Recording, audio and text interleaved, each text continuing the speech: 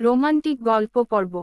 একটি ছোট্ট শহরে, যেখানে বাতাসে সবসময় একটা মিষ্টি গন্ধ মেশানো থাকে, সেখানেই ঘটে এই গল্পের শুরু।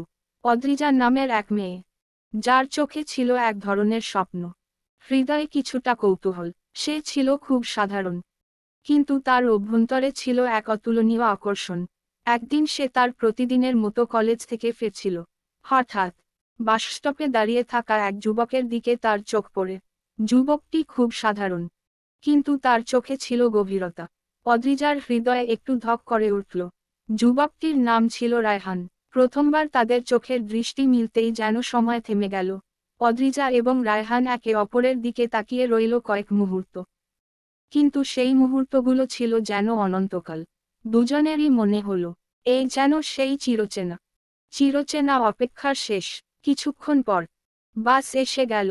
অদ্রিজা বাসে উঠে বসল, কিন্তু তার মন যেন বাসস্টপেই রয়ে গেল। বাসের জানালা দিয়ে সে বারবার পেছনে ফিরে তাকায়, আর রায়হানও যেন অপেক্ষা করছিল সেই দৃষ্টির। সেদিনের সেই প্রথম দেখা, সেই মুহূর্ত যেন তাদের জীবনে নতুন এক অধ্যায়ের সূচনা করল।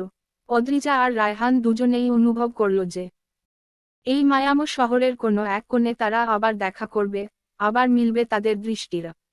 এই প্রথম দেখা, প্রথম প্রেমের অনুভূতি তাদের হৃদয়ে গেঁথে গেল। দুজনেই বুঝল, এটা শুধু একটা সাধারণ দেখা নয়, এটা তাদের হৃদয়ের এক নতুন অধ্যায়ের সূচনা।